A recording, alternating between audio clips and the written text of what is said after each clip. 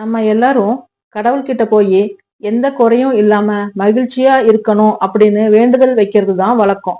ஆனா நம்மள படைச்ச கடவுளே அவரால படைக்கப்பட்ட உயிர்கள் எல்லாம் எந்த குறையும் இல்லாம மகிழ்ச்சியா இருக்காங்களா அப்படின்னு தெரிஞ்சுக்கிறதுக்காக வானுலகத்திலிருந்து பூமிக்கு வந்தாரு அப்படின்னு சொன்னா உங்களால நம்ப முடியுதா? அத பத்தி டீட்டெயில்டா சொல்றேன். ஒரு லைக் பண்ணிட்டு கதைய தொடர்ந்து கடைசி வரைக்கும் பாருங்க.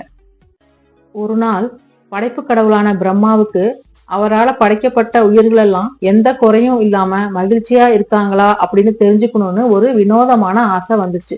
உடனே அதுக்காக அவரு வானுலகத்திலிருந்து பூலோகத்துக்கு வந்தாரு. அவரு வந்த இடம் ஒரு அழகான பூஞ்சோலை.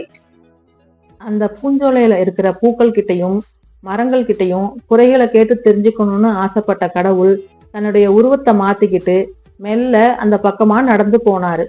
போற வழியில ஒரு ஆலமரம் இருந்துச்சு. அந்த ஆலமரத்துக்கிட்ட போய், ஆலமரமே, நீ மகிழ்ச்சியா இருக்கியா, இல்ல உனக்கு ஏதாவது மனக்குறை இருக்கா அப்படின்னு கேட்டாரு. அதுக்கு ஆலமரம் சொல்லுச்சு, ஐயா, உருவத்துல நான் ரொம்ப பெரியவன். என்னுடைய கிளைகள்ல நிறைய பறவைகள் கூடு கட்டி வாழ்றாங்க. என்னுடைய நிழல்ல நிறைய விலங்குகள் இளைப்பாடுறாங்க. இவ்வளவும் எனக்கு மகிழ்ச்சி தான்.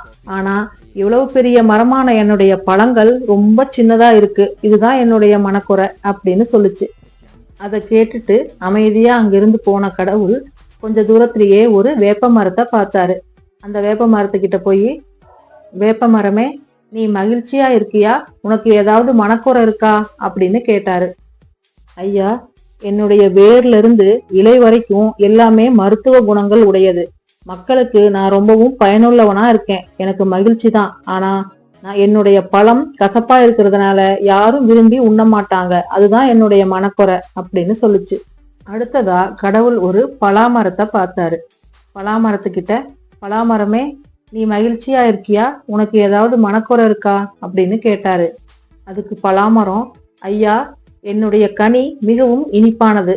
என்னுடைய பழத்தை பிடிக்காதவங்க யாருமே இருக்க மாட்டாங்க. மக்கள் மா, பலா, வாழைன்னு முக்கணிகள்ல எனக்கு 2வது இடத்த கொடுத்திருக்காங்க. எனக்கு மகிழ்ச்சி தான். ஆனா என்னுடைய பழம் பாக்குறதுக்கு ரொம்ப கரடு முரடா முட்கள் நிறைஞ்சுதா இருக்கிறதுங்கிறது தான் எனக்கு ஒரே மனக்குறை அப்படின்னு சொல்லுச்சு. அதை கேட்ட கடவுள் அமைதியா அங்கிருந்து நடந்து போனாரு. வழியில ஒரு வாழை மரத்தை பார்த்தாரு. வாழை மரத்துக்கிட்ட, வாழை மரமே, நீ மகிழ்ச்சியா இருக்கியா, உனக்கு ஏதாவது மனக்குறை இருக்கா அப்படின்னு கேட்டாரு. அதுக்கு வாழை மரம், ஐயா, என்னுடைய உடலின் எல்லா பகுதிகளும் மக்களுக்கு உணவா பயன்படுது. அந்த விஷயத்துல நான் ரொம்ப மகிழ்ச்சியா தான் இருக்கேன்.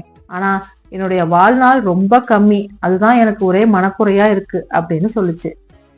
கடவுள் அடுத்ததா ஒரு ரோஜா செடிய பார்த்தாரு. ரோஜா செடி கிட்ட, ரோஜா செடியே, நீ மகிழ்ச்சியா இருக்கியா, அல்லது உனக்கு ஏதாவது மனக்குறை இருக்கா அப்படின்னு கேட்டாரு. அதுக்கு ரோஜா செடி, ஐயா, என்னுடைய பூக்களை பிடிக்காதவங்க இந்த உலகத்துல யாருமே இருக்க மாட்டாங்க. அந்த வகையில நான் ரொம்ப மகிழ்ச்சியா தான் இருக்கேன். ஆனா என்னுடைய செடிகள்ல இருக்கிற முட்கள் தான் எனக்கு பிடிக்கவே இல்லை. அதுதான் எனக்கு ஒரே மனக்குறையா இருக்கு அப்படின்னு சொல்லுச்சு. சொல்றதையெல்லாம் கேட்ட கடவுள், என்னடா, நம்ம ஒண்ணு நினைச்சா இங்க நடக்கிறது ஒன்னா இருக்கே அப்படின்னு நினைச்சுக்கிட்டே நடந்துகிட்டு இருந்தாரு. அப்போ எங்கிருந்தோ ஒரு நல்ல வாசனை வந்துச்சு. அந்த வாசனையால கவரப்பட்ட கடவுள் அந்த வாசனை வர்ற பக்கமா போனாரு. அப்போ ஒரு வேலி ஓரமா மகிழம்பூ மரம் ஒண்ணு இருந்துச்சு.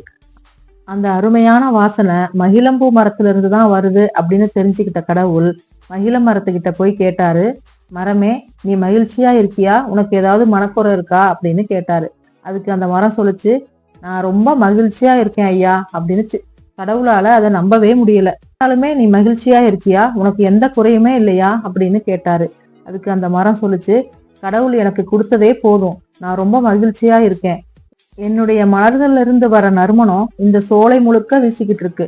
அதால கவரப்பட்டு தானே நீங்களே இங்க வந்தீங்க. அதுவே எனக்கு போதும் ஐயா, நான் மகிழ்ச்சியா தான் இருக்கேன் அப்படின்னு சொல்லுச்சு. ஆனாலும் உன்னுடைய பூக்களுக்கு வாழ்நாள் கம்மியாச்சே, மலர்ந்த உடனே தினமும் கீழே விழுந்துடுமே, அதை பத்தி உனக்கு கவலை இல்லையா அப்படின்னு கேட்டாரு. அதனால என்ன, நான் தான் தினமும் புதிய புதிய பூக்களா என்னுடைய மரத்துல இருந்து பூத்துக்கிட்டே இருக்கே, நான் எதுக்காக வருத்தப்படணும் அப்படின்னு சொல்லுச்சு. அதை கேட்ட கடவுள் ரொம்ப மகிழ்ச்சியா தன்னுடைய சுய உருவத்துக்கு வந்தாரு. அதுக்கப்புறம் மகிழ மரத்துக்கிட்ட சொன்னாரு, இது வரைக்கும் நான் கேட்ட மரங்களிலேயே நீ மட்டும்தான் வித்தியாசமான பதில சொல்லியிருக்கிற. எல்லா உயிர்களையும் படைக்கிறது நானா இருந்தாலும் போதுங்கிற மனதை மட்டும் என்னால கொடுக்கவே முடியல. அது எல்லாமே உங்க கையில தான் இருக்கு. எல்லார்கிட்டையும் எவ்வளவு பெருமையான விஷயங்கள் இருந்தாலும் அதையெல்லாம் விட்டுட்டு அவங்க கிட்ட இருக்கிற சின்ன குறைய மட்டுமே யோசனை பண்ணி ரொம்ப வருத்தமா இருக்கிறேன் அப்படின்னு சொல்லிக்கிட்டு இருக்காங்க. ஆனா நீ மட்டும்தான் அதை எதுவுமே சொல்லாம நான் ரொம்ப மகிழ்ச்சியா இருக்கேன்னு சொன்ன. அதனால உனக்கு ஒரு வரம் கொடுக்க போறேன். உன்னுடைய மலர்கள் காய்ந்து மரத்திலிருந்து விழுந்தாலும் அதனுடைய வாசனை குறையாமல் அப்படியே இருக்கும் அப்படின்னு வரம் கொடுத்தாரு. அதை கேட்ட மகிழ மரமும் ரொம்ப மகிழ்ச்சியா இருந்துச்சு. அதனாலதான் இப்பவும் மகிழ மரத்தோட பூக்கள் வாட வாடதான் அதனுடைய மனமும் அதிகரிக்கும்.